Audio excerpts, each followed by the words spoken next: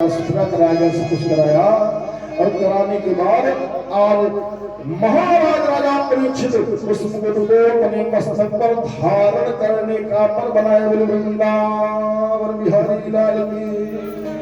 देखिए मुकुट रखा है बहुत दिन से, आज तक इनके मन में भावना नहीं उत्पन्न हुई, लेकिन जब कलिकाल का आगमन हुआ, घर में पाप का प्रवेश हुआ, उस समय आज राजा की बुद्धि विकृत होने लगी और राजा राज सिंहासन पर बैठे और बैठने के बाद किया क्या बताऊं, कहा राज सभाए,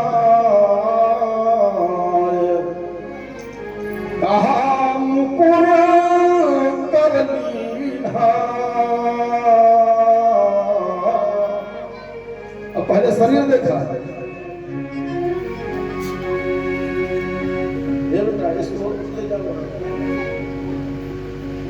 जब तक कथा हो बीच में ये जलपान पान का मत कीजिएगा, कारण हम वहाँ टाइप कथावाचक न हुई, जब भोजन होता रहा, जलपान होता रहा, खा पी चल रहा है, कथा होती जाए, बोले सत्यनारायण भगवान की हाथ लिया थोड़ा जाए कॉलो फरमाएंगे।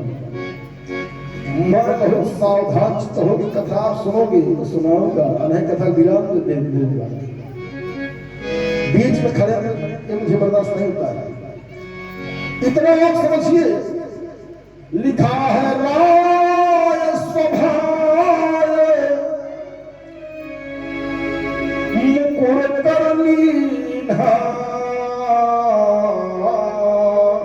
और बदन मिलोगे मुकुट सब कीन्हा। जो स्त्री महाराज दशरथ की थी वही स्त्री आदि क्यों रही, और अपने हाथ में दर्पण को लिया और दर्पण लेकर के जरासंध का मुकुट जो लगाया, देखा चमचमाता हुआ मुकुट, बड़े प्रसन्न हुए और प्रसन्न होने के बाद कलिकाल के प्रभाव से इनके अंदर हिंसा की वृत्ति जागृत हुई। अरे हिंसा की वृत्ति जागृत हुई तो तत्काल सैनिकों को आदेश दिए, क्या कहा, एक सुंदर सा अस्त्र तैयार कराया गया। अब आज उस पर सवार होकर जंगल में शिकार खेलने का मन बनाए। लिखा है एक तुमने विचरण बने, इसके पहले कभी जंगल में शिकार खेलने नहीं गए, जाओ कहा उसमें पूर्ण था इनके अंदर। लेकिन आज कलिकाल आया, पाप का प्रवेश हुआ, अरे पाप का प्रवेश हुआ तो हिंसा की वृत्ति अंदर जागृत हुई। परिणाम कहा एकदा धनु तुम और विचरण मृगयाम बने, घनघोर जंगल में शिकार खेलने की भावना से पहुंच गए। शिकार का जो कुछ सुनने मिला, आखेट करते करते लोग हर जब प्यास के मारे पीड़ित हुए तो भागवतकार ने लिखा, घूमते घूमते एक त्रिकालज्ञ सर्वत्र गति रखने वाले महापुरुष जो बहुत कालों से यम नियम प्रत्याहार प्राणायाम धारणा ध्यान समाधि में लीन हो गए थे, भगवान की आराधना करते करते ऐसे ऋषि के पास राजा का आगमन हुआ। तो राजा तो क्या स्थिति है, और महात्मा के पास आए। जब महात्मा ब्रह्म परिष्ठ हैं, लेकिन उनको देखने के बाद भी, जानने के बाद ही पहचान नहीं पाए कि कौन महात्मा है। ढोंगी पखंडी है कि ब्रह्म की वरिष्ठात्मा है। याचना किया, महात्मा जन्म दे, जल की याचना किया।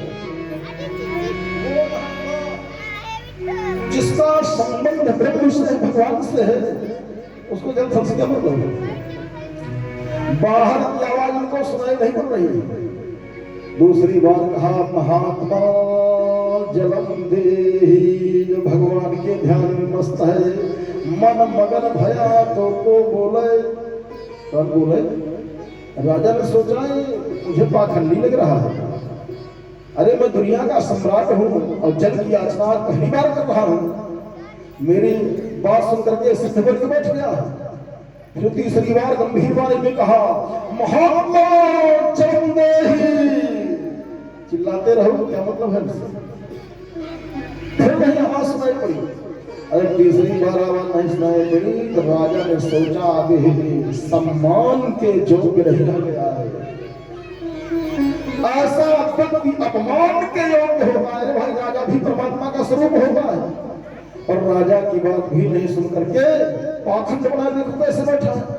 ऐसे पाखंडियों को ध्यान देगा, इनको इनका सम्मान नहीं करना चाहिए, इनका अपमान करना चाहिए, इनको दंडित करना चाहिए।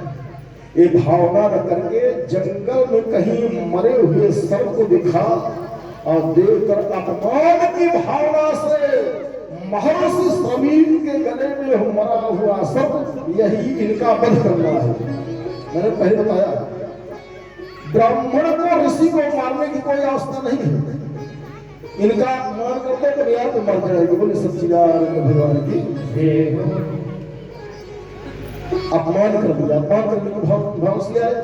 पर हमारे यहाँ संत महापुरुष तो इनके अपमान कर रहा, कोई मतलब नहीं।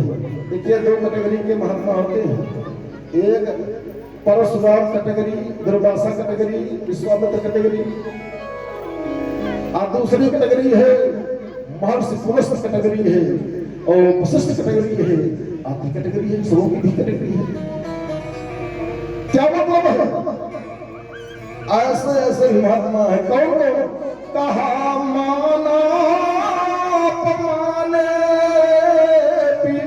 शत्रु मित्र लाभे लाभे तुल्य वृत्ति।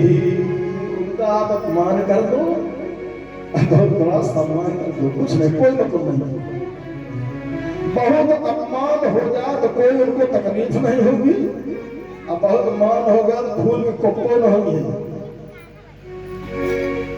इसने लिखा है माना पमाने पिचतुल्य वृत्ति, माना पमाने पिचतुल्य वृत्ति यो शेष जीवेषु च साधुशीलः तस्मै नमः स्वामी वरायणे च। धन्यगा इस प्रकार के साधु और सदा सर्वदा एक रस रहने वाले हैं। श्रमीक के गले में अपमान की भावना, अपमान करने की भावना से सर्प डाला गया, लेकिन कुछ नहीं हुआ। पर इनका छोटा सा पुत्र है, इसका नाम श्रृंगी है। हमारे यहाँ एक रामायण वाले श्रृंगी है और एक भागवत वाले श्रृंगी है। तो रामायण वाले श्रृंगी राम जी के बहनोई है और भागवत वाले श्रृंगी के बहनोई नहीं है। तो कई साल के थे जो श्राप दिया था। मात्र 5 वर्षीय ब्राह्मण कुमार है और ब्रह्म तेज से युक्त है। आज 50 साल का ब्राह्मण हो गए, एक पैसा खर्च का ब्रह्म तेज है। अरे 5 साल के कुमार सिंह है। पिता के गले में मरे हुए सर्प जब देखा तो क्रोध से तिलमिला गए। पहले तो रुदन करने लगे, पर पिताजी तो नेत्र बंद किए हैं, कुछ गड़बड़ नहीं है। एक बार तो सोचा जीवित सर्प है, लेकिन पास में जब जाकर के तेजी के साथ रुदन किया तो लगा कि राम राम राम, ये तो हमारे पिता का अपमान करने की भावना से किसी चंडाल ने मरे हुए सर्प को कह रहा है।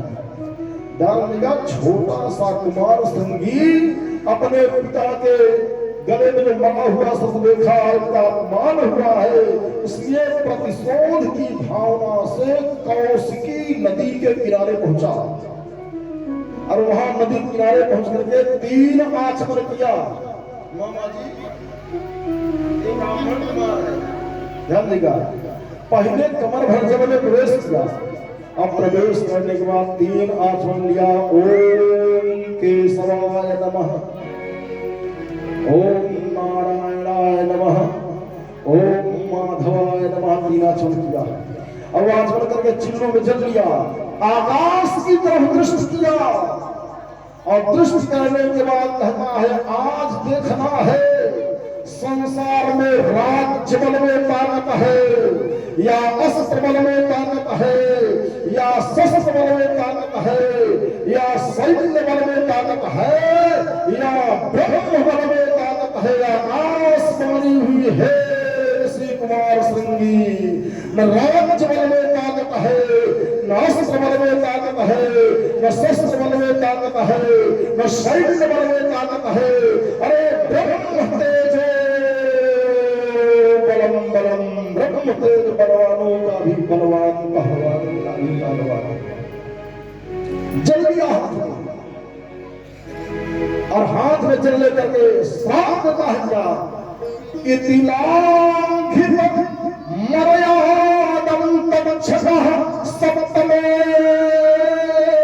हनि।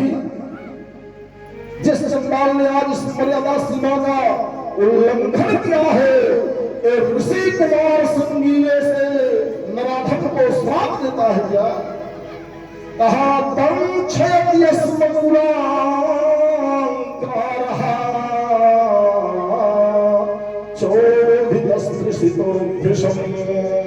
आज के 7वें दिन यही सर्व जीवित होकर के ऐसे प्राणी को दंड मारेगा और उसका कल्याण हो जाएगा। वृंदावन बिहारी लाल की जय हो। कौशिक्यात उपस्पृश्यम बाघ वज्रम विसर्जः, बाघ वज्र का प्रयोग किया। कौन? पूरे 5 साल के बालक में। आज 50 साल में पंडित श्राप दे के देखे, श्राप देने तक नहीं क्या है, कुछ हवा नहीं। कहो जब गांजा पी जा बसवारी कोठी किनारे बैठी और 2 बोतल घर कर दिया शराब, कौन श्राप देगा? कौन आशीर्वाद देगा? कोई लाभ नहीं।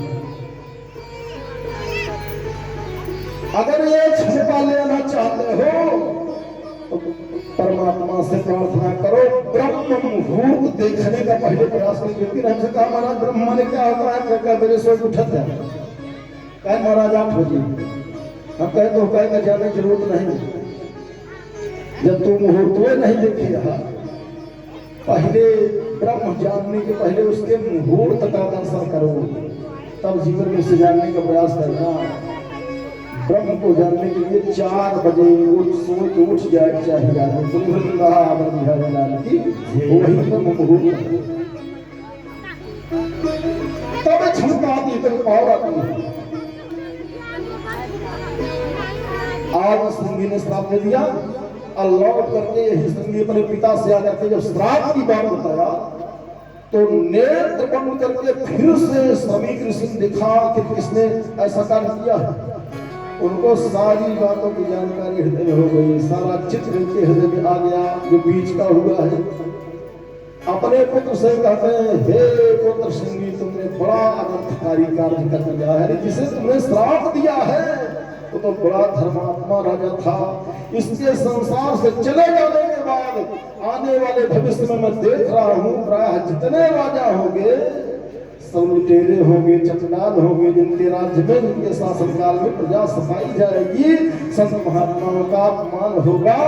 ध्यान देगा, सब लुटेरे राजा पैदा होंगे। बड़ा अनर्थकारी कार्य किया है। दूसरा कोई होगा तो उनके कल्याण के लिए बात बताने में जाता, लेकिन आज महर्षि श्रमिक अपने स्थान का उसी समय परित्याग किया और राजा का कल्याण कराने के लिए उसी समय तत्क्षण राजमहल में जाने का प्रयास किया। क्या करते हुए? कहा श्रीमन नारायण नारायण नारायण।